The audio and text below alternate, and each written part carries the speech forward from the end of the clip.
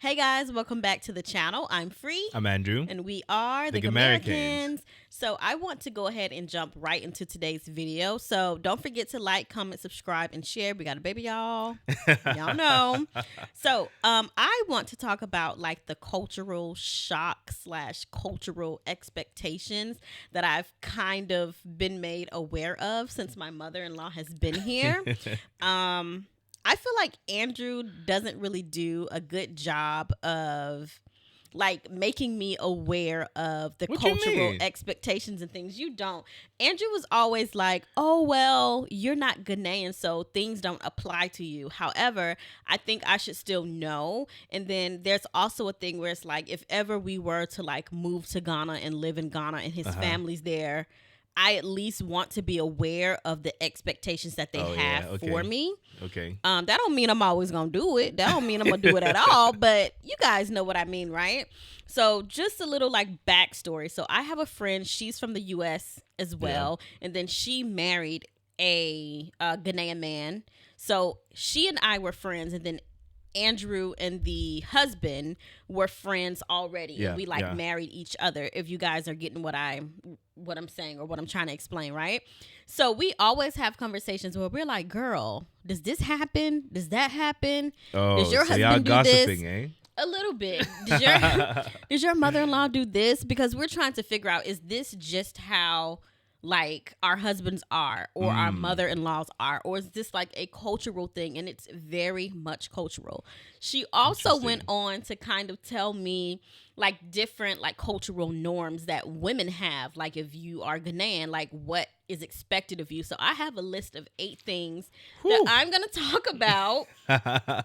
It'll be a long video, so you guys stay tuned. You know, Yeah. stick with us through the whole video. And again, don't forget to like, comment, subscribe, and share. So the first thing is the plate fixing. It's like, Plate fixing. yes, like serving your man. And it really is not just your man, right? Which I'll explain. Okay. Explain further so that I can also know what you're talking about. Okay, so let's say that we are having like a gathering at our house and Andrew's family comes there. This is like how it's supposed to go. Like as a woman, I fix my husband's plate first. I fix my father-in-law's plate second. I fix my mother-in-law's plate third, and then all of our guests, like I fix their plate or I serve them. And then if there are any children, the children, I serve them, and then I'm literally the last to get my food. Right? Yeah. I know a lot of people out there, especially YouTube subscribers. Most of them are from the US and a few from other parts of the world. Everyone is into the craze, going to Ghana. Ghana is the place to be and a fun place, and most people want to get a Ghanaian man because there's a thing out there that Ghanaian men are sweet, loving, and of course we are, but we're also very traditional, and there are certain things that you can get away with you can get away with if you're not Ghanaian, but not for too long, because at the end of the day, like people will be whispering in your husband's ear, like expecting you to conform. Exactly, Like, okay, she's been in conform to Ghana some for a of while these now. things. You should know this now, girl. Exactly. So like, when we went to Ghana, there wasn't a time where I would say you cooked where you had to serve me first, and then like all this. Yeah. So it wasn't really an issue because we had a lot of people around us every time. But if it was the case where we were living in our own house and we had people, coming over to visit us, and then at the end of the day, it's like, okay, you're serving other people before your husband. Or And you eating have your own food and your husband doesn't have his yet. Yeah, it's gonna be. It wouldn't initially like cause an issue, but if it happens multiple times, yeah, they're gonna be looking at you like A brony. brony, like what's happening to him? So with the fixing of plates, yes, initially it wasn't a problem. I never had anyone complain of not being served first, But all I can remember as a child was whenever we went for like Christmas holidays, the kids at last. Aw. Yeah, the kids at last. They served. I remember this. If my grandfather was around, he would get his food. My aunt Mary's husband will get his because most of the time he likes to spend Christmas with us. And then if there are any other, like my uncles, will also get theirs. Then the ladies will each separate. The men and the ladies Separate. totally separate. So like Okay. my mom, my aunts, Sandra, Grace, all of them will eat from one bowl. Like, but they don't eat with the men. And then the kids will also have theirs last. So there was never a time where it clicked. Oh, elders have to eat first. It was just it's normal for us. Okay. Yeah, but I just feel like compared to American culture, I feel like it's a lot more like relaxed. Things aren't so uptight. If and to be fair, there's like a great debate in the US as well where people are like, "Oh, you should fix your man's plate Oh, first." really? But yeah, it's mostly like an older person thing, like your grandmother and people around that age where they're like, Oh, "Oh, you okay. better fix that man Okay. plate first," you know? Oh. But the younger generation is kind of like more relaxed. And just again in the US I feel like it's a lot more like relaxed in terms of like family gatherings and things like that, or at least I can speak for my family. Like when we were there in the summertime, Yeah. and we had the family gathering, like the food was just kind of like set So out. yeah. You grab yeah. your plate, you get your cup, you eat, and that's it. You're not necessarily waiting Yeah. on anyone to like, you know, my mom didn't fix anyone's Let's plate. play. except I for don't remember. Tony's, Yeah, you know? yeah. That's true. And I think like when it comes to the serving of food, I remember when my mom first came. She was waiting. Oh, yeah. Because the food was on the table with the plate and everything, kind of waiting to see what's going to happen. So yeah, let me just leave that part to you so you talk about. Okay. So yeah, I kind of touched the second thing that I wanted to say was like how the daughter-in-law is supposed to fix everyone's plate or serve everyone, but I kind of went into that already. So next, that's the next thing. So one thing I noticed, like when my mother-in-law came, I felt like dinner time was quite awkward. So I would cook Yeah, for the first week. and more than that. So like I would cook and then I would kind of like put the food on the table. I would have our plates and our cutlery, paper towels. I would have our cups out so we can have drinks and things like that. Everything will be sat out, and in my head I'm like, okay, I know they see the food is on the table. Like, that's like a social cue to me. Yeah, Like, okay, yeah. it's about time to eat. And even then I feel like when I would say, okay guys, it's time to eat, like the food is ready, she would kind of just sit, Yeah, and just wait. Yeah, just kind of sit and wait. So I'd be kind of in my head, I'm getting mad, like what like I'm hungry, let's go.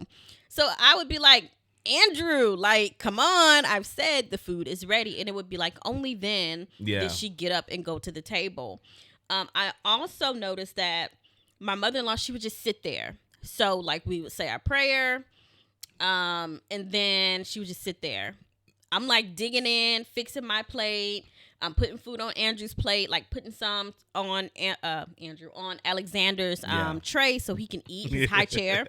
And she would just be sitting there, and I would be looking out of the corner of my eye, like, what the fuck is going? Sorry, like what is going on? Like what's going on? And it was kind of like she would wait for like a cue from Andrew, like a nod or go ahead type thing before she even ate.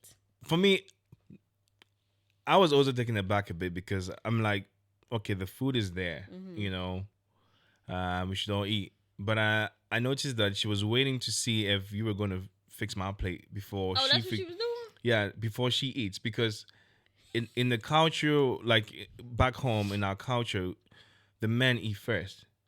And like take the first bite of food. But yes, like, okay. Like you not even take the first bite of food per se, but I had no food on my plate, and she had no food on her plate. She wouldn't dish her food first. She would have, if she stood up, she would have. If I didn't dish my food first, she would dish mine before she dishes hers. It's just ingrained in the minds of like the woman back home. The man is supposed to eat first, and so her waiting was not necessarily well, it could be also like waiting for you to serve her, but I think mainly the issue will be, okay, I'm waiting for my son to dish his food first before I dish mine. That's why she probably was waiting. So I that's what I can say with respect to this situation. Oh yeah, so I kind of figured, like, is she waiting for me to like serve her, as Andrew The said? way And you say serve me. I'll tell you guys a little story about that later as Oh, well, my like just in goodness. terms of like cultural difference, like how we view things that are said. But yeah, I kind of figure, okay, well, maybe she's waiting for me to like was it dish her food or serve her or something like that. But you know, things really didn't click to me, so I don't know. I was just like, this is really weird and really awkward, but I don't want to make a situation even more awkward than it already is. You know? Oh, okay. I understand. You know? Yeah. Okay. Yeah. So that was another point. Oh, so to kind of piggyback off of that, I have another little point. So I kind of felt like when your mom got here, for a while, you kind of tried to overcompensate because you kind of knew, okay, as a daughter-in-law, this is what you're supposed to do. Yeah. But again, I wasn't aware I was supposed to do those things. So I kind of felt like you were kind of trying to overcompensate to kind of like make your mom feel comfortable. Yeah. And Can you give me sometimes- examples? Oh, okay. So I feel like you would, like, for example, like food's on the table, she would kind of sit there even after you kind of gave her the nod, okay, go ahead and eat. She would still kind of sit there. So you would like fix her plate for her. Okay. Not a big deal. If there were no drinks on the table, you would immediately be like, oh, Mom, what do you want to drink? You would get your mom's drink and I didn't have a drink. And I would be like, what the fuck? Like, did he just totally forget about me? Like, how you get her a drink and you don't get me a drink, you know? Because you get a drink for yourself and your mom, and then you just be like, I don't think you were really aware of it. Because, so, when it comes to, even though she's my mom, number one, I'm African, I'm Ghanaian, and back home, when you have a guest, you always try to make the guest feel comfortable, even if they're your relative. It doesn't matter. I remember, if my memory serves me right, anytime when I was younger, anytime my cousins came around, even though they were family, they had the best stuff. So, like I said, we used to live in a compound house, and the Ghanaians watching me will know what a compound house is. Just like I'm going to show a picture of it because I don't know how to explain it. So we lived in a single room. We had 2 big beds, and then we had like small student mattresses, which were not on any like wooden bed or anything. So if my cousins came, they would sleep on the bed and I would sleep on the floor. So at a point when it started happening, I was like, damn, my mom doesn't care about me.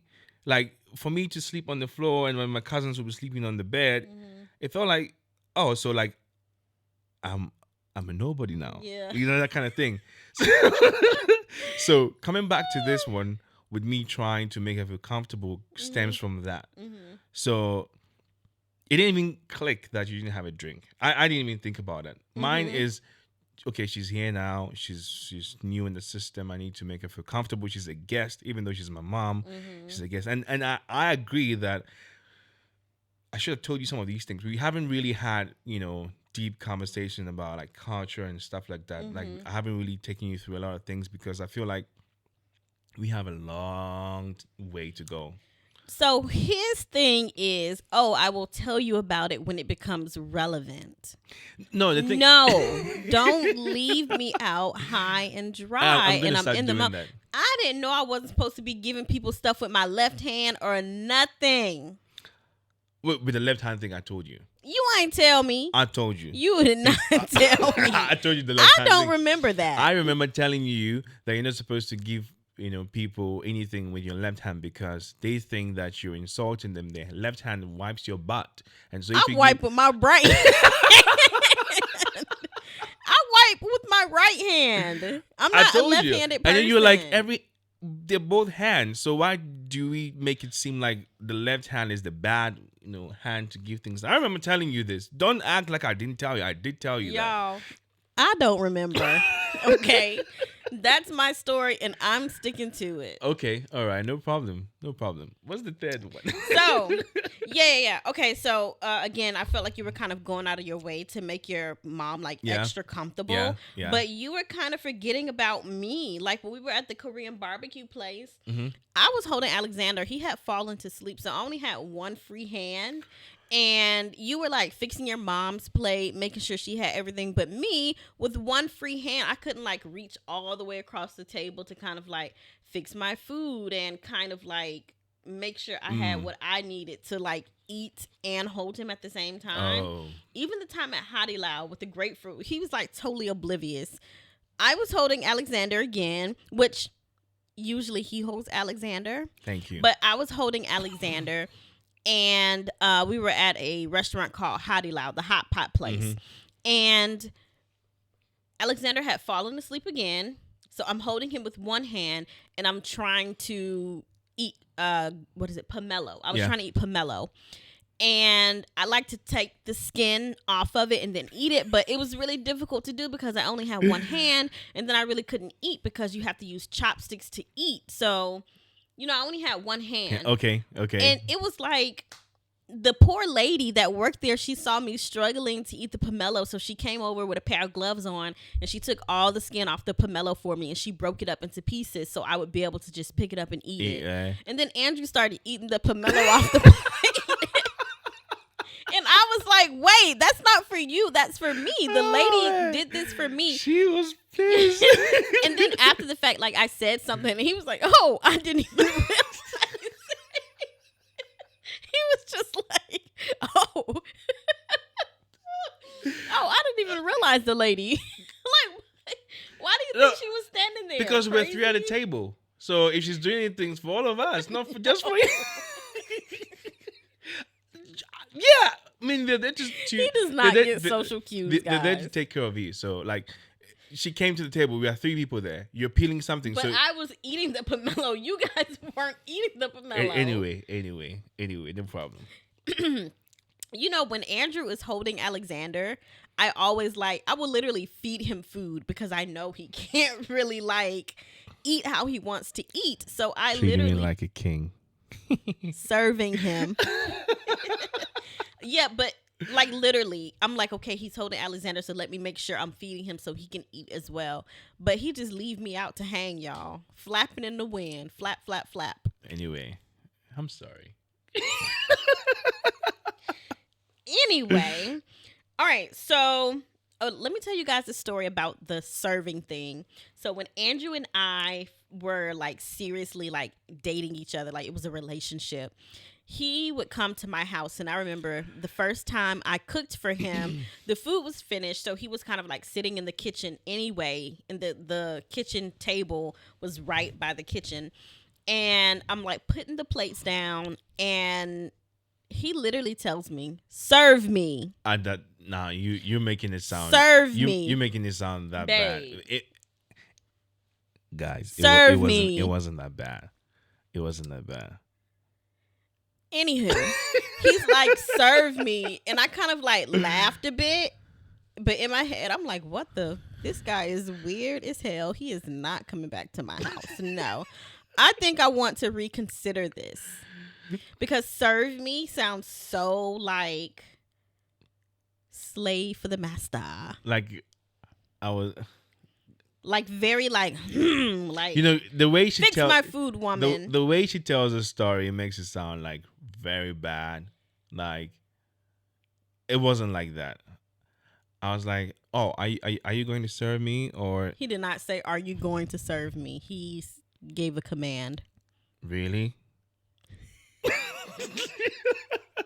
And guys, listen. She told her mom about this. Yeah, so there was a difference so I told my mom in the summertime and she kind of laughed like I did when he initially told me because I'm like, is he serious? And then I noticed like, oh yeah, he's serious. That's weird. So my mom, she laughed just like I did because I guess like in American like culture, you wouldn't be like, okay, serve Serve me me. per se. Okay. So my mom laughed, and I explained like that was really weird to me, and she was like, yeah, kind of agree.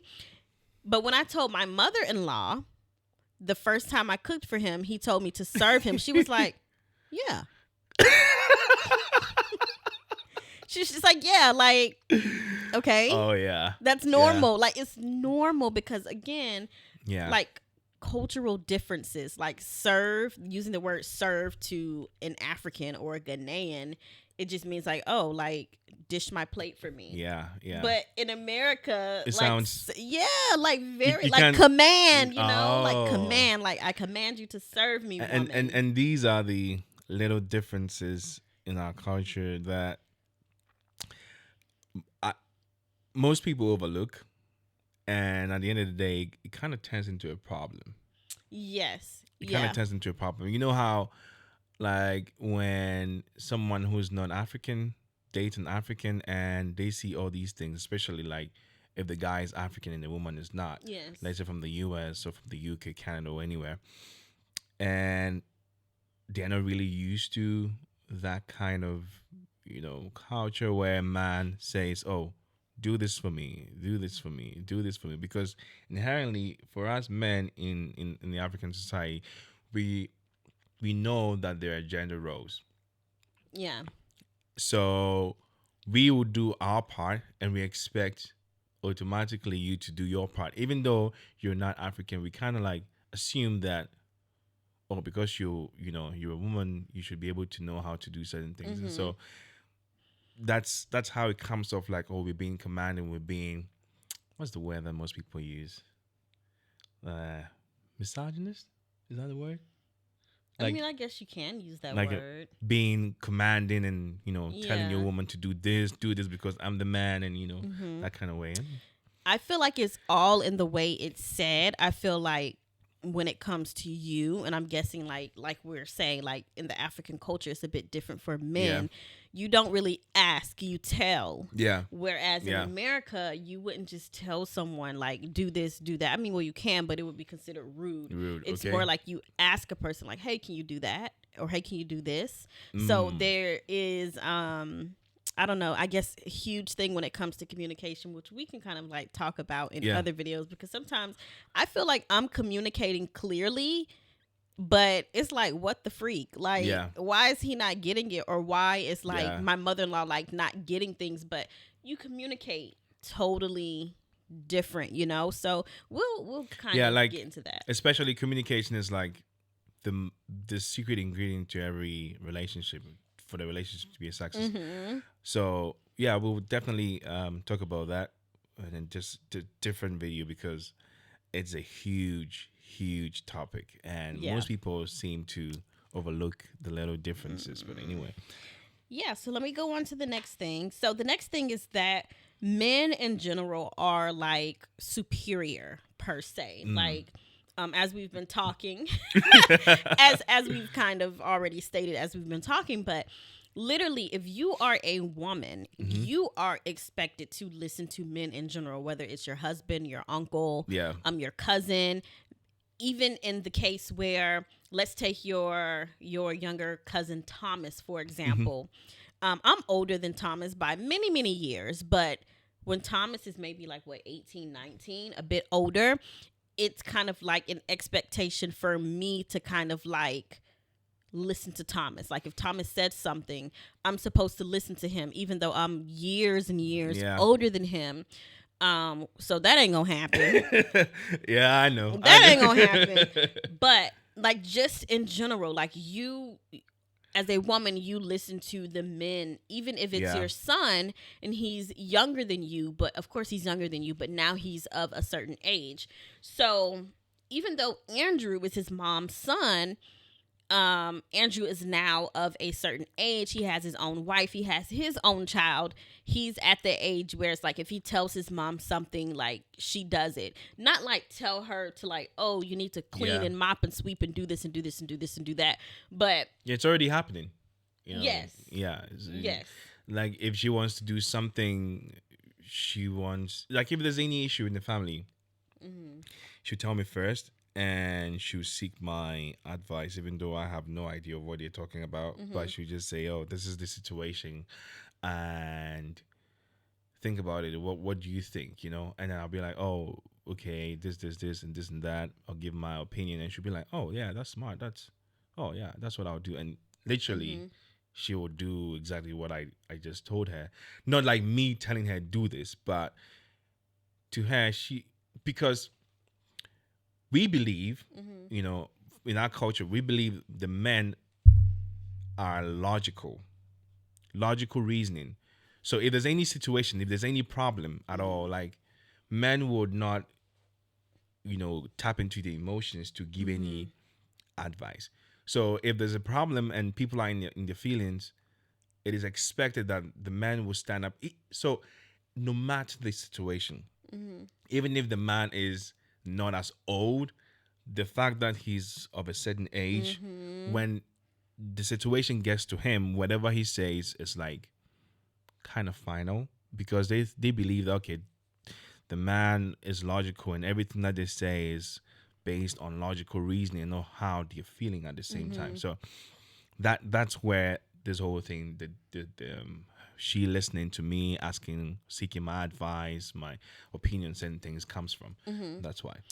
I just feel like, yes, men take the emotion out of things, but I feel like a lot of times men, they're like one track. They only think about things so far, whereas a woman, we kind of look at, okay, this is plan A, this is plan B, this is plan C. Whereas a man, he literally only has plan A. So if plan A doesn't work, it's kind of like...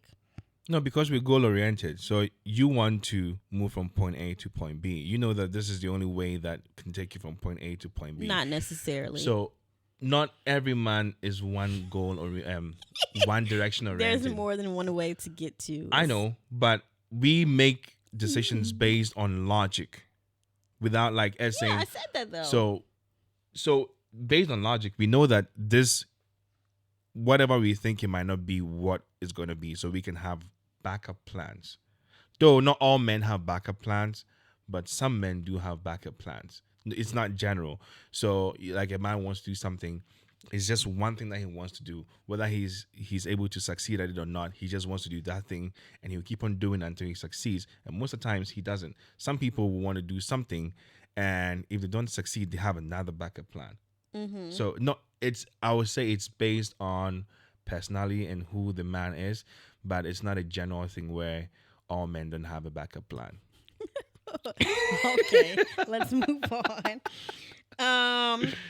So something else about that I found kind of funny was that right now Alexander is a baby. He's only 1 year old, but eventually it will get to the point where, like I said, he's like 18, 19, and now he's kind of like seen in a more superior light where he'll kind of be like asked for I think he's gonna enjoy advice. his life. He's gonna enjoy his life in Ghana than in the US. You think so? Yeah, because you have the chance to,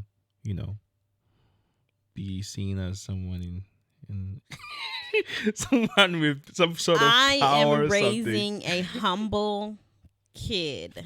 Okay, I know. He will definitely know the difference that in Ghana things are this way, but in America and with mama and with your American grandma, things are definitely different. Yeah, definitely different. He'll know the difference. But yeah.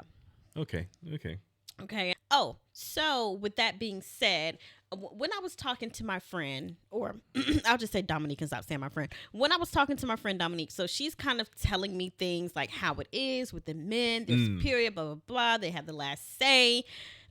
She also explained that, let's say, okay, this is Andrew and I's apartment that we live in, but his family does not see it as mine. They only see it as Andrew's apartment, right? If we were to live in Ghana, they would see it as Andrew's house, not like both of our houses, right?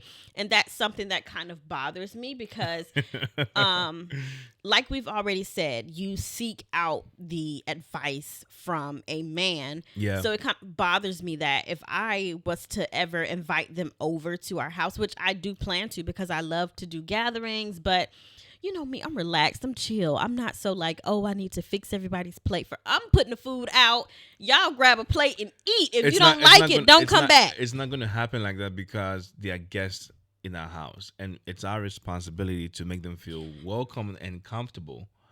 We're not saying we should be at the beck and call, but it's our duty to make sure they are comfortable. Y'all come on in, the food on the table, they go to plates. Look, I can't be bothered. I'm trying to have a good time too, you know? I know. Oh, and you even said like, so when we were in the States, we did like a big family gathering where it was a lot of food. We played games. We were laughing. We were drinking. Like, we literally had a good time. And he was like, my family doesn't do this. And I'm like, well, what they do then? Because I want to have fun, you know, so I don't want to have gatherings and I feel like everything is so uptight. All we do is eat and then the men go their way, the women go their way, and it's kind of like... That's how it is. So we ain't going to be having no family gatherings then because, you know, I'm chill. So now, since you're not Ghanaian, right? When we have family gatherings and we bring our own flair, people will say, oh, okay, because, you know, it's something new. They're all going to join and do it. Because I don't remember what we've never played any games together as a family. We've never. Yeah, they don't play spades or nothing. You saw how my auntie was cutting up. Ooh, you know, when I saw that when we went to the U.S., when we met her family, I was like, man, I've been missing a lot. Because we have fun. Like the women, and next time we go to Ghana, I would definitely take you to a hometown, right? Where we will have, not even take you to my hometown. I will go to Ghana when it's during Christmas. So you can see how things are. Like the men, they are out doing their own stuff. It was when we were younger that we used to play together. But as we were growing, anytime we went for Christmas, things started changing, you know? Like, okay, the boys are just doing their own boy stuff. The women are going to the market or the farm to like get food, firewood or something like that. We only went to the farm together when we were going to harvest cocoa. Okay. Yeah, you rarely... Like, that's not fun. So we never played games together. If you want to play games, you do your own stuff, you know. So it got to a point when I think when I was like 15, 16, I was like, you know what? I don't want to go to my hometown anymore for Christmas. And yes, it was boring. And yeah, long time I didn't. Uh-huh. Yeah, I didn't go to my hometown for Christmas because I was like, why would I leave Accra and go to my hometown when I can, you know, just chill with my friends in the city, have fun, enjoy myself, and just no. So I didn't. Yeah, I'm all about vibes. I'm trying to have fun. I don't want to have to fix plates and be boring. No music, no games, no fun, no people getting rowdy, and you know. Yeah, I understand. But yeah, it was nice seeing that. And now coming back to the house thing. Oh yes, sorry, I didn't rambled on. Yeah, coming back to the house thing. First of all, because it's a patriarchal society. Like no matter what we do, the African society is patriarchal. Unless when it comes to like inheritance, then like in Ghana, like there's some tribes. We gotta talk about that too. Yeah, there's some tribes that are they prefer to inherit stuff from their mothers, and some also prefer to inherit some from their dad, and some also from their uncles. So this we're gonna talk about that in a different thing. This is not a video for that, but because it's a patriarchal society, they believe the man is the head of the house. So whether it's you paying the bills or it's me paying the bills, when they come to the house, they answer to me. If they have any issue with you, they're not going to come to you. They're going to come to me and be like, your wife did this. I didn't really like it. Can you talk to her and let's solve it. And if you have an issue with them and you go directly to them, that's seen as disrespect because you need to go through me and then I go through to them. You I actually have that on my list, but go ahead, baby. Yeah, so that is it. Even if we're paying bills together, it's my house. It's seen as my house because the man is the head of the house. Okay. Are you finished, baby? Yeah, I'm done. I'm done. Okay, baby. Thank you. Okay, I feel like the main issue that I have with that is it's not just yours, first and foremost. I know that's how they think, but it's not just yours. And I don't ever want someone to be in my space where I'm supposed to be comfortable and I ask them not to do something or not to say something or to chill out. And it doesn't happen, or they ignore me, or they act like, oh, well, this ain't her house. This Andrew house, or this is Andy's house. If Andy doesn't say anything, then whatever, you know? They're going to be like, especially the kids, will be like, oh, that's my uncle's house. You know, like...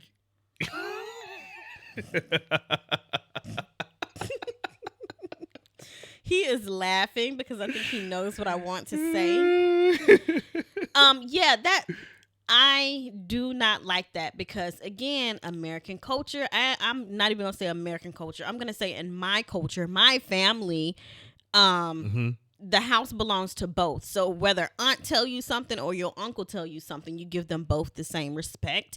It's never a thing where, oh, this is my uncle's house or, oh, this is my aunt's house. No, they are literally the same. You're going to respect both of them regardless, you know? So again, I don't ever want to feel like I can't say something in my house or like I'm not going to be respected. I don't want to say my house, in our home. I don't ever want to feel like I'm not going to be respected because then you can't come over anymore. You just can't. Yeah. And even me, it's something that I've already discussed with my mom. Because when I was younger, my mom, every holiday, my cousins used to come around, and I had no choice. Because it got to a point I felt like I said, when they come, they get the best stuff. They sleep on my bed, I sleep on the floor, like. When it comes to like dishing out food, they get the biggest piece of meat. They get the biggest piece of meat. I get like the small pieces, and I didn't like it. So, like I've had this conversation where I said I'm not really. If someone wants to visit us, yes, just visit. When it's time to go, you go.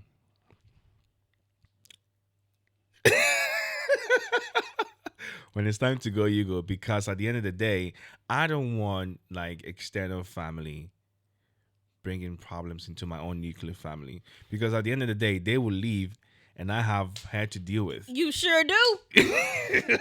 You sure do. And I'm glad you know that, boo-boo. So we've had a conversation. She's even in support of it. It's like, your home is your sanctuary. So keep it as it is and don't let any external forces disrupt your peace at home. Yeah, because I would never let anybody in my family disrespect you or tell you this ain't your house. I mean, that's free house. Yeah, I mean, they're not gonna like disrespect you per se. They're gonna listen to you. That is disrespectful. No, they're gonna listen to whatever you want to say, but then they're gonna come to you and be like, "Well, your wife said this, and the way she said it." And what you gonna say? I'll be like, "Well, what was the situation? What happened?" And then when they tell this side of the story, I'm gonna call you to come sit down and listen to what they had to say. Oh, and they have to say exactly what they said to me. And then we're going to find a way to solve it.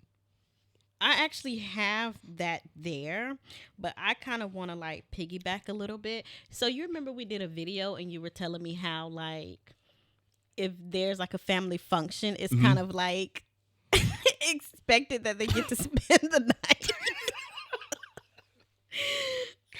So we did a video a while ago. Especially those who don't live in Accra. Yeah, they are expecting to stay. It's kind of like an automatic thing.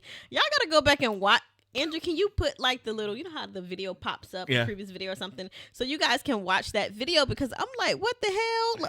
I don't remember the topic though, what we're talking about. I need to go through and see what we're talking about. Yeah, but we did a video. But I'll try to put it up. And he was literally saying how if there's like a function or a party, that if they don't live there, even if they do live in Accra, they're kind of expecting to like stay there. And I kind of noticed that when we were in Ghana, like you had so many like cousins that would just like stand at the. We would wake up the next morning. I'm like, oh shit, that like he was on the couch sleeping, or Yeah. you know, they were in the other room. I'm like, okay, he Yeah. told me this. So I mean, well, it ain't my house, so I don't have any say. But Yeah. please don't just assume that you're gonna stay at my.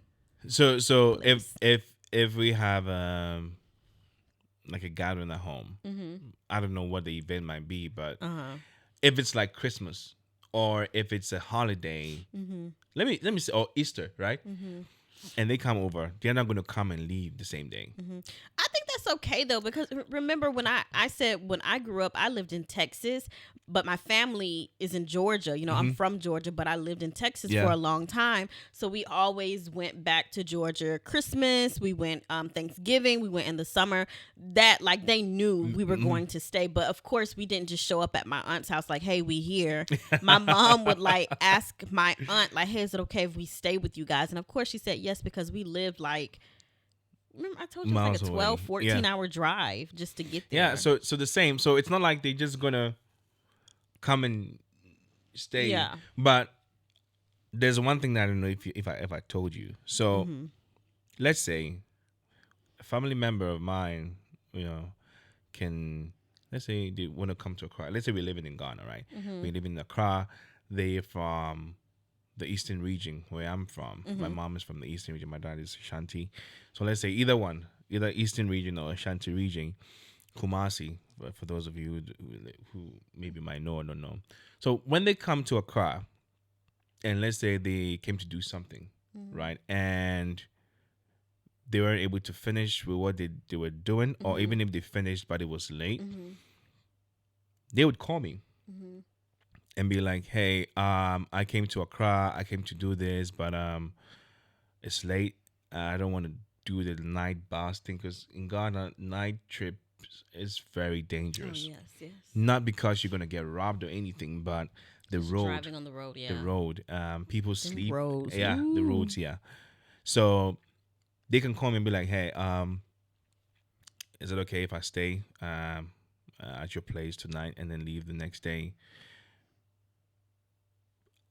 I won't be able to say no.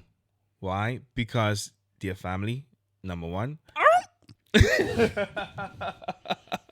I'm not saying he should say no. So, guys, please don't be in the comments saying, why does your wife, oh, she's a bad abroni. Your wife should let the family stay. I'm not saying they cannot stay, okay, guys? No. So that person will be like, can I stay over or what?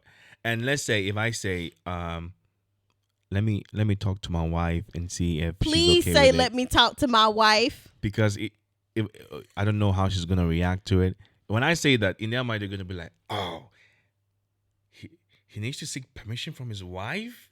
Like, not permission, but that's I wouldn't that's just how, invite anyone to stay at the house without like being like, hey babe, such and such, you know, yeah, can they but stay? then what they will be expecting is for me to take the decision Yes. and be like, okay, yes, you can come, and me just tell you, oh, let's prepare one room. I have someone coming. That's the mentality, not me saying, let me talk to my wife and see if she's okay with it. That would send a bad signal, like, oh, he's being controlled by his wife. But are you gonna ask me? Of course.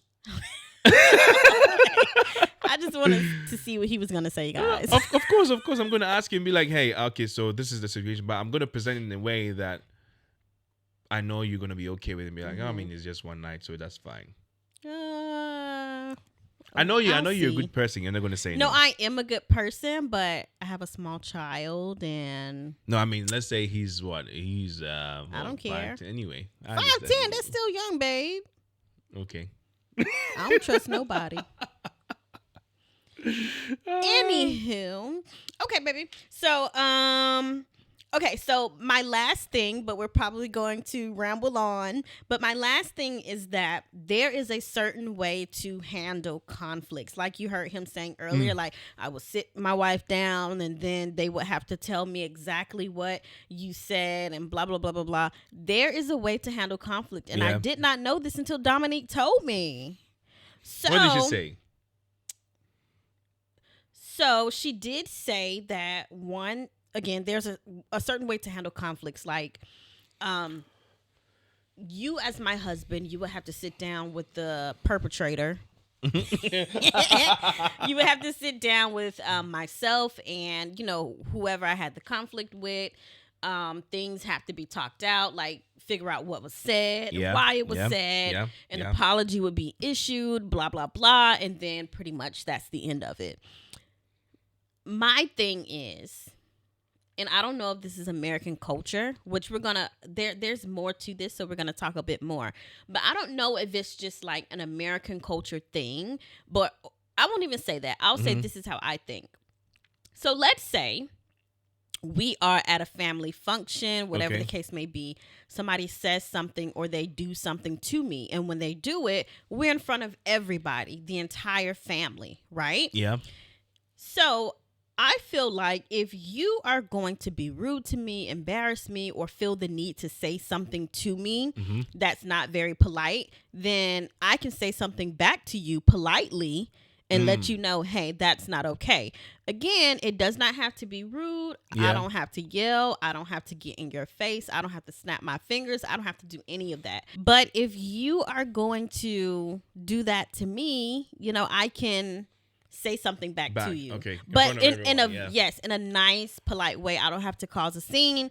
But again, I don't feel the need to like wait until later to have a sit down and do this and do that, because sometimes I feel like things kind of like lose value. Okay. So if you don't like, if you don't kind of like, yeah, okay. I can like, again, politely address it in that moment. And then afterwards, if we still want to have a sit down and kind of be like, okay, well, I didn't mean it, blah, blah, blah, blah, blah.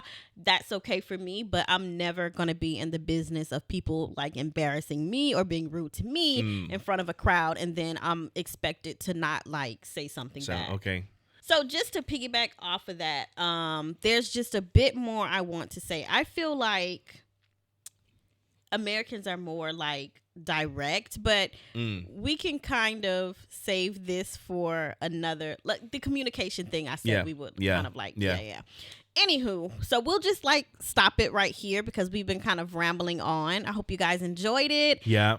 Please don't forget to like, comment, subscribe, share. I would love to read you guys' comments because we've been getting some comments from videos that are really old, and people are literally typing out like paragraphs worth of information. And it's crazy. You knew you was marrying an African man, so you should be conform. Yeah, but we like it though because you're engaging with us. Yeah, so let us know your comments down there because we like to hear from you, because this conversation is not just us having this. A lot of people have it as well, and I know you watching me probably want to get married to an African man, and these are the things you need to know. So let me know what you think, and also, how do you like our new setup? We're not yet done. This is just this just to sound a little bit more professional, I guess. Yeah, we're kind of like, so we're not doing a podcast, but we want to have like the look of a podcast where, you know, we have a background and we have our microphones and a cute little setup, which we are almost ready to do. It's just that our little background thing, we had to order a few more things to go with it because we didn't properly measure. But yeah, like she thinks this is a bit too plain. Yeah, so we're going to like revamp a bit and hopefully like you like the new setup. Let us know how we sound. Mic check. Let us know how we sound, and we just doing this for you guys, bringing you good content. At the end of the day, it's all for you. Yeah, so again, like, comment, subscribe, share. We appreciate all of the subscribers and things so far. We'll go ahead and end it. I'm Free. I'm Andrew. And we are the Americans.